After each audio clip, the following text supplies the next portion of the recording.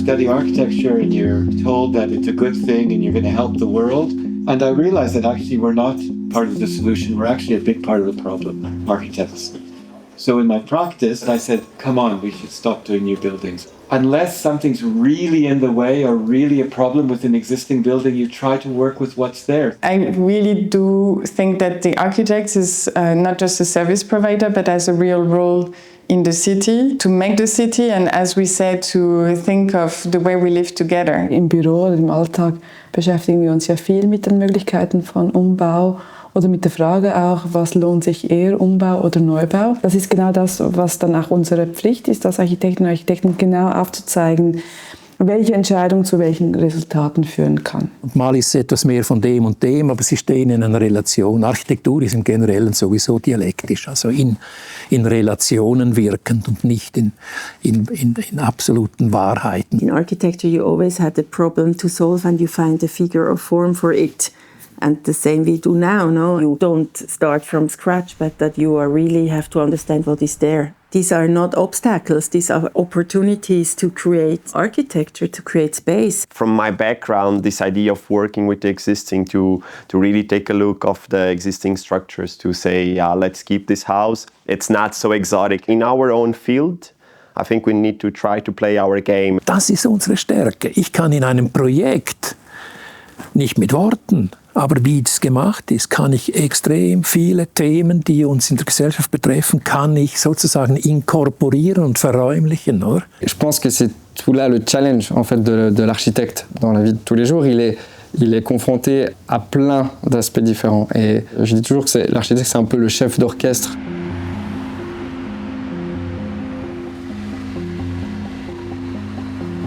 There's for sure a climate crisis that we somehow need to handle, and we know the responsibility that building has in this matter. Wenn ich sagen müsste, wie ich Nachhaltigkeit definieren würde, dann ich würde so antworten: Was ich nicht lieben kann oder gerne habe, kann nicht nachhaltig sein. Ein Projekt, das alle Punkte im Kästchen erfüllt, könnte möglicherweise ein unnachhaltiges Projekt sein, weil es irgendeine total fehlerhafte Ausgangslage produziert. Es ist klar, der Bausektor verursacht viel CO2 und viel Abfall. Aber ich glaube, die Antwort ist nicht nur schwarz oder weiß, sondern man kann mit entsprechenden Maßnahmen relativ behutsam umgehen. Bauen heißt ja nicht einfach bauen. Da ist immer noch die Frage, mit was für Materialien man verdichtet, was für Ressourcen man braucht, woher die Materialien kommen. If your wood is coming from a really far forest, and it's totally glued, it's really, really complex. Whenever you build a new building, and even worse, if you demolish a building and then build a new building, you're contributing in quite a profound way to the consumption of all kinds of materials that would better not be consumed. Material reuse and the idea of a circular economy in the building industry, it has to happen. We should all take a lot of time and care, because one thing is you look sustainable and another thing is that it's really sustainable. Donc c'est toujours cette question-là, comment créer des connexions avec son environnement, avec les ressources. It's a link together. If you deal with the water cycle, you automatically deal with life. It would change also the appearance of a city. The city would start to be greener, less sealed, and this would also mean that it would be less hot. We are extremely interested in this idea of this clash and this overlayering of multi-dimensions in our profession, like biodiversity, other species, landscape. We like to look at this as a one work. Try to leave something nice, for the persons, for the animals, and for the world somehow.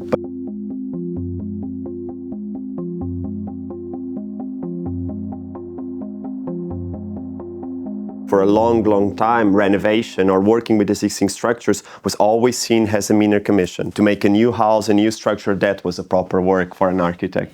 I remember when I was studying, the question of renovation or reuse was not yet so relevant. I was not at all taught in this sense, and it was 10 years ago. Ich empfand es als eine Entdeckung und Freiwilligkeit.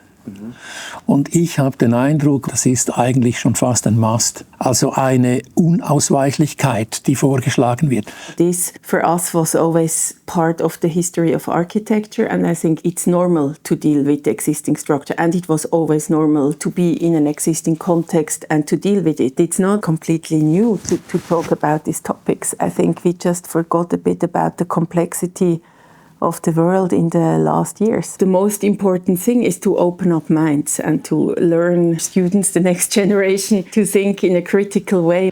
Einerseits muss die ETH einer grundlegenden Ausbildung beitragen, die es Architektinnen ermöglicht, fundiert zu entscheiden. Das heißt, zu wissen, welche Konsequenzen welche Entscheidung hat und danach zu wissen, wie man dann auch sinnvoll verdichtet oder konstruiert. So it's a lot about training the way of thinking and looking at things. Michelangelo only did renovation projects. Until the 20th century, many architects did that, and it was the same status architecture as doing a new building. I think that that's also real future, that architecture isn't about doing big capital projects, it's about working with the client, doing tiny little things.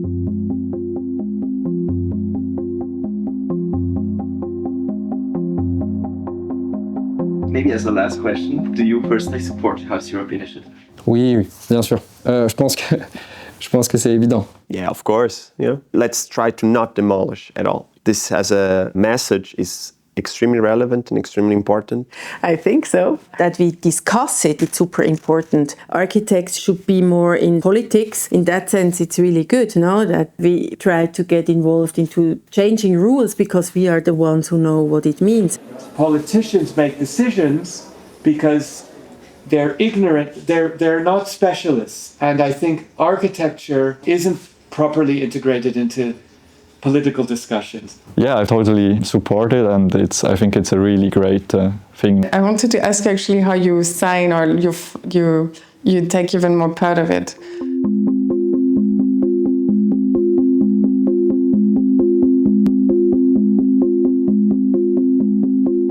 Working with the existing is the new reality. There is no such thing as a tabula rasa, a kind of a new piece of land. What we have is more work than it looks like, and we have to operate with it. This has been always my belief. So there is a huge need for housing, whether for students, whether for families. There is a need for everything. In Zurich, for a lot of students, it's really difficult to find somewhere to live with a rent that we can afford. Material is limited by nature, and we start to think about existing resources to be used for the next building. So that is also a very big kind of revolution. When we were going around on building sites to collect old windows out of buildings, everyone was extremely, take it has no value. Today, when you pass along a building site, everyone says, no, wait, it has a value. We've been confronted with more and more refurbishment projects, renovation projects. So the existing is becoming a central aspect. So we just started to ask questions. Why do we have to demolish? Does it make sense? It's almost an ideological question that is at stake at the moment. So there's a substance, and what do we do with it? You start off essentially by adjusting things, changing things, adjusting them, repairing them. And for a very long time we considered that we could simply erase it, and the tabula rasa was sort of a legitimate hold onto what the city would become, but nowadays it's something that we have to re-question, which I find it absolutely legitimate. La Défense, at the moment we have, let's say, more than 1 million of square meters completely empty, without users, without workers, without inhabitants, so it's a fantastic stock of square meters. We could use these offices, these empty offices, to create housing for people that will come. So let's really tackle the building through its structure and just as a structural frame. I think the norms, conventions, soft laws, basically, are what preventing us from actually thinking outside of the box in a certain way. It's deeply related with the context and the law. Because in the French context, most of the time you keep because it won't be probably possible to generate more square meters. If you can generate more square meters by demolishing and rebuilding, of course, it completely destabilizes the situations. The focus and the attention and the priorities lean towards making the most of existing structures, improving them, extending them.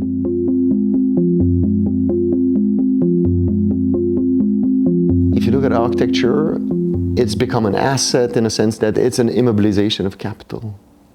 That's what it is. I mean, the end line of architecture, it is an immobilization of capital. So it's just a financial model, and then so there is no ambitious, it's just to follow the market. So form does not follow function, form follows actually the money, the economy, that's what it does.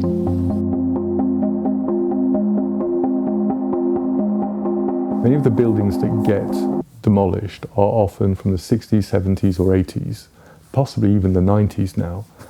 And I don't think it's because they're poorly planned.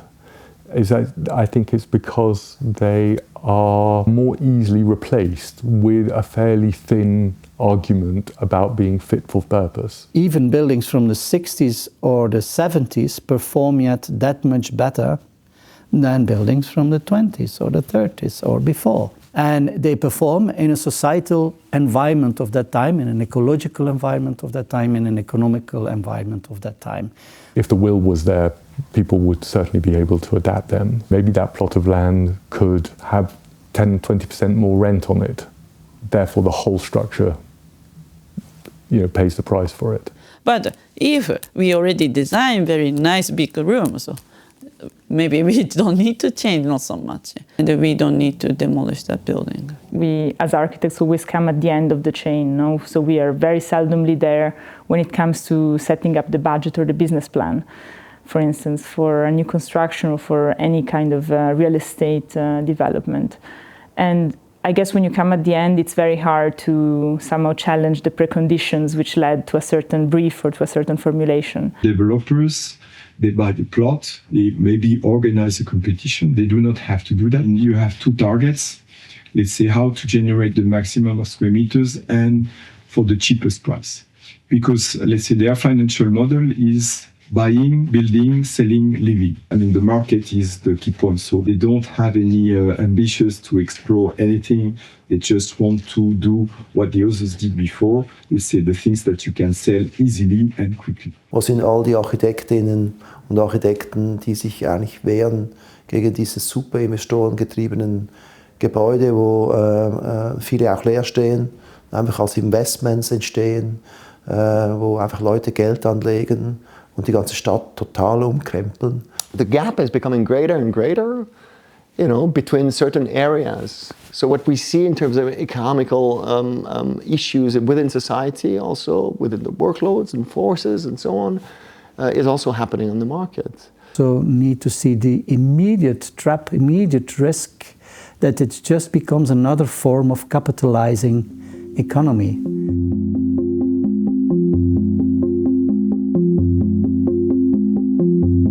The space that we occupy within the discourse has shrunk a great deal, and I think it's a proper problem. The door is probably not open at the moment, so probably we have to try to come in through the window, and if the window is not enough, maybe we will have to take the roof.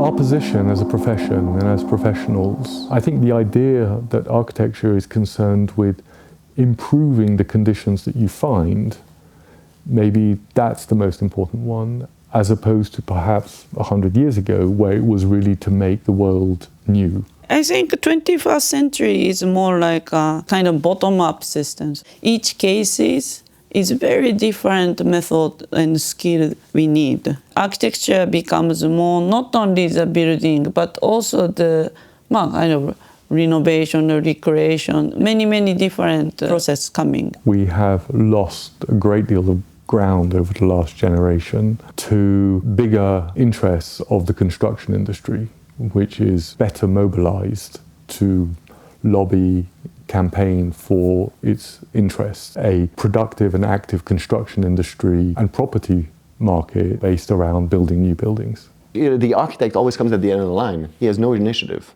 When there's a need, there's a finance, and then he comes at the end and says, what do you do with that? And you have to stick within the figures, right? Other technologies are going so much faster. That is another world which we have to then be engaged with in order to not lose more ground. So you can fit on one side perfectly within the norm and the expectations and completely be outside of the reality of the architecture. It's a cultural enterprise, and therefore I cannot be limited to data. If there are so many notes in a symphony, it doesn't tell you yet.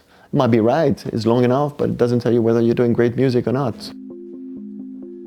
I think 20th century, most of the housing expectation is more like a bit too much functional and too much one purpose. In the past, in the 50s, 60s, there was this shift, which is very true. You go to your doctor and all of a sudden you're in a very beautiful apartment with a very generous openings and ceiling height and everything. And then at the same time, you see the new apartments which are built. You would never be able to exercise medicine in one of those because they're so down to the square centimeter. The windows are so dimensioned for a bedroom, a study room, a kitchen, a living room. So the reuse should happen, in fact, in a reframed act, enabling the needs of the now to also freeing the needs of the future. When you read the competition briefs or when you see what is being built today, there is really lack of imagination, I believe, into what life can be and what forms it can take.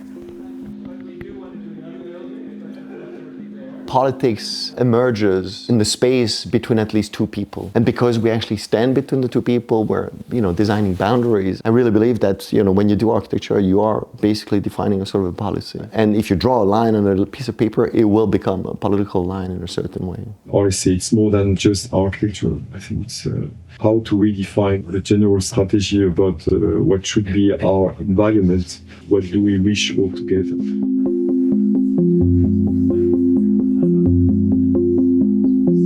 I remember a time when a reuse project was considered by the mainstream, let's say, teaching establishment as not architecture. Right? That is no longer the case.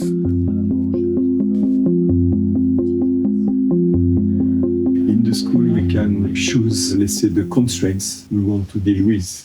So in a way, we have the freedom to say what is important and what is not. Der Raum, wo sich die Ideen entwickeln können, Zeit haben, sich mit diesen Themen zu befassen, etwas mehr Luft haben, nicht unter einem wirtschaftlichen Druck stehen, Dinge experimentell untersucht werden können. Because we are in the school completely disconnected from the market, from the clients. The responsibility of the academic field is, of course, asking questions and asking the right questions. School is a learning hub, not only from students, but also the professor or assistant or everybody. Schools of architecture, I think, have a huge role to play in all of this. Not least, for example, developing, updating curricula. The advantage of being in such a school as this is, of course, you've been brought yourself also with your practice in a reflecting modus. Working out our exercise, or let's say widening up the focuses of our exercise, questioning rather than answering, we might be able to contribute more than one could expect. There is a knowledge that we have to share and then that we have to teach. But I think maybe the most important thing is understand the world we live in and try to grasp this analytic approach, the way to act. I think students must know why this building or why this environment was built. That relationship is also how we can read the building and how we can use the buildings. Ich denke, es beginnt bei den Schulen. Man hört auch von Schulen, wo Studenten sich generell weigern, überhaupt noch einen Neubau zu machen. Da kommt ja eine starke neue Generation hoch, die sich ja dann auch verteilen wird, quasi in den Büros und dann auch in den Städten und überall, wo wir dann aktiv werden. I think it needs to develop more, so both in terms of attitude but also in terms of skills. It does need another kind of skill set, which is generally totally fascinating body of knowledge to emerge in, but it's not necessarily what is in all the textbooks. We study with students the act of intervention, the act of introducing, the act of interfering to obtain still a 100% shift at all. They can also correct their profession. Somehow I trust them and I believe them to change. Okay, maybe it's about really understanding what social sustainability means.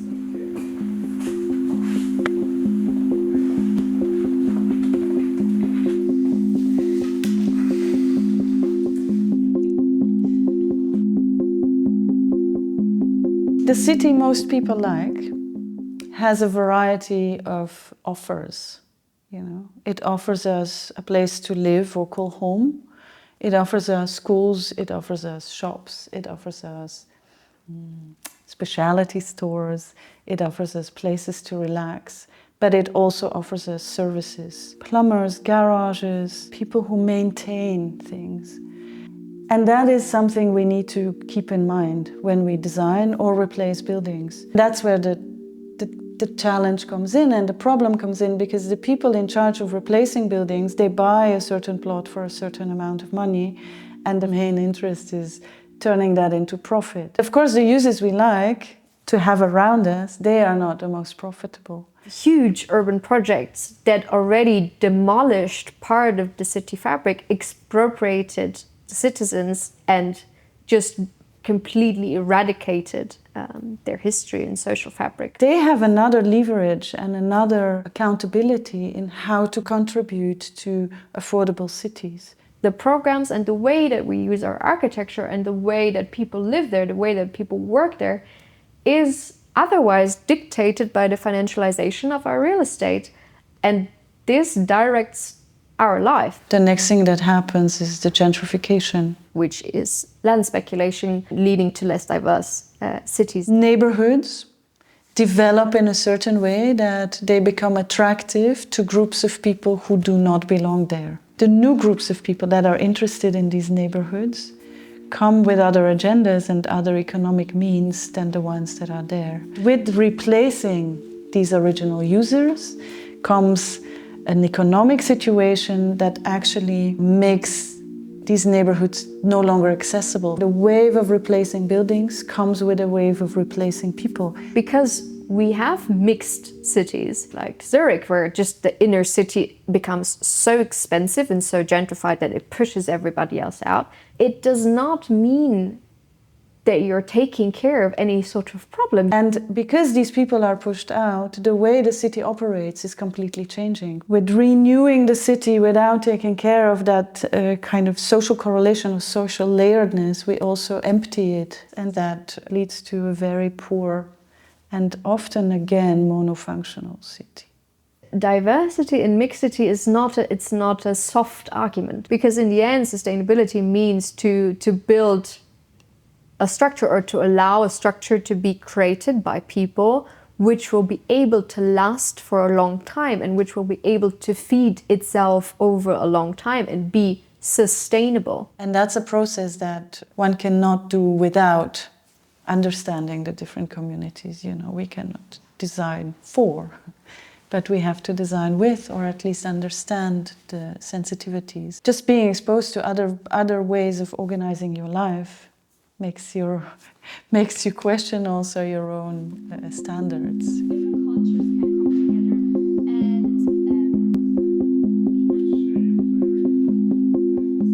The ideal city is the city that we have nowadays, shifting little things, little interventions, changing parts of buildings, changing parts of neighborhoods. Reality is much richer and much more diverse and much more speculative than anything we can think of. If the purpose changes, the building has to change. This is a very unhelpful way to look at the built environment, because it has ideally a life cycle of decades. We have to make sure that our cities are able to answer to our changing needs in life. Yeah, we have to develop a more fluid way of thinking about how people live together. Most of the built environment is defined with one family structure that nowadays in Switzerland represents less than 30% of the society. We have 40% of our society living alone. Our houses are not ready to respond to the fact that those family structures don't exist anymore.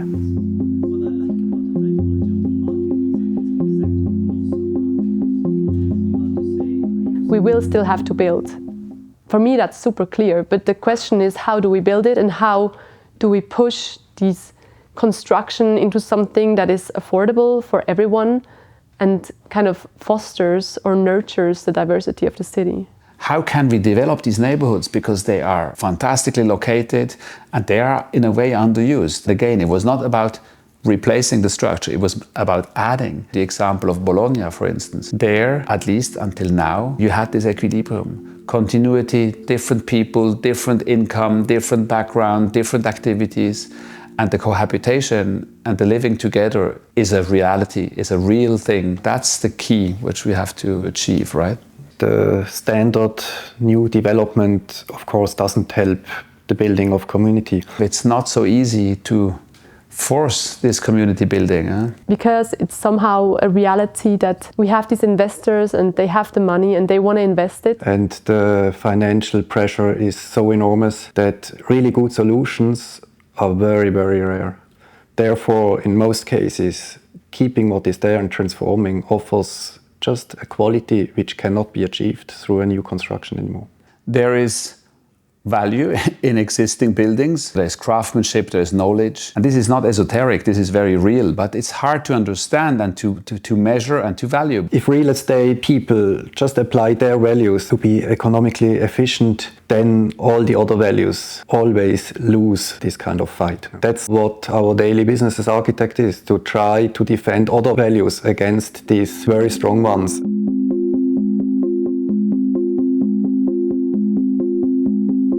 I'm speaking as an architect, always being torn between, do we want to get involved and try to make the best out of these mechanisms, or do we keep our hands off it? I think we are often, whether we believe it or not, we're complicit.